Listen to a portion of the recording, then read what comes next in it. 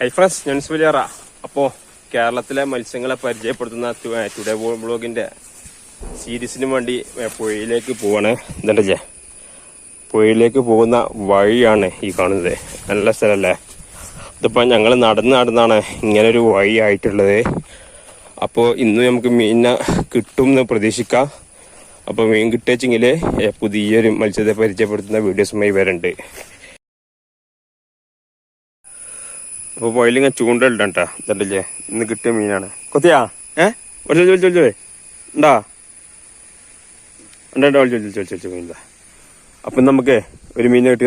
ഒരു പുതിയ മീനാണ്. അപ്പം നമ്മുടെ ടുഡേസ് വ്ളോഗിന്റെ കേരളത്തിലെ മത്സ്യങ്ങളെ പരിചയപ്പെടുത്തുന്ന സീരീസിലെ പുതിയൊരു ഐറ്റം മീനും കൂടി കിട്ടിയിട്ടുണ്ട്. ഇത് കണ്ട നല്ല സുന്ദര മീനല്ലേ? ഈ മീനിന് പ്രശ്നമുണ്ട് കേട്ടാ. ഈ മീനിനെ നമ്മളെ പിടിക്കാൻ പാടില്ല. ചൂണ്ടൊക്കെ നമ്മൾക്ക് കിട്ടുകയാണെങ്കിലേ ഈ മീനിനെ വെള്ളത്തിലേക്ക് തന്നെ തുറന്നു വിടണം. ഇത് നമ്മുടെ കേരളത്തിലെ പിടിക്കാൻ പാടില്ലാത്ത മത്സ്യങ്ങളിൽപ്പെട്ട ഒരു മത്സ്യമാണ്. ഇതിനൊന്ന് നിങ്ങൾക്ക് കാണിച്ചെന്ന് കണ്ടേ.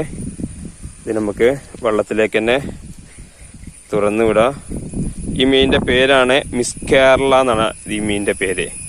കണ്ടില്ലേ? അതിന്റെ ശരീരത്തിൽ കണ്ണ് തൊട്ട് ഇങ്ങോട്ട് വാലറ്റം വരെ ചുവപ്പ് നിറവും അതിനിടയിലെ ഒരു മഞ്ഞ നിറവും അതിനടിയിലെ കറുത്തൊരു വരയും. അതുപോലെ തന്നെ വാലാണെങ്കിൽ വാലിന്റെ എൻഡിൽ പൂവാലി പല്ലിന്റെ മാതിരി ചുവപ്പും കറുപ്പിന്റെ പകരം ഇതിന് കറുപ്പും മഞ്ഞയുമാണ്. ഇതേ കളറ് ഇതിന് രണ്ട് സൈഡിലുണ്ട്. ഇതിനെ ചെങ്ങണിയാനെന്നും ചില സ്ഥലത്ത് പറയാറുണ്ട്. ഈ മീന് ഞങ്ങളെ കടലുണ്ടി പുഴയില് ഇതിന് മുമ്പ് അത്ര കാണാറില്ലായിരുന്നു. എന്നാൽ ഇപ്പോൾ കുറച്ച് വർഷങ്ങളായിട്ട് ഈ മീനിനെ കടലുണ്ടി പുഴയിൽ നിന്ന് കിട്ടുന്നുണ്ട്.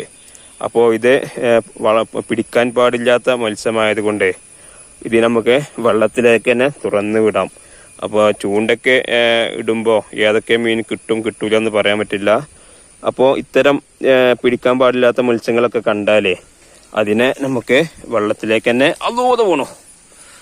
തുറന്നു വിടേണ്ടതുണ്ട്. അപ്പോൾ നമുക്ക് ഈ മീനിനെ വെള്ളത്തിലേക്ക് തന്നെ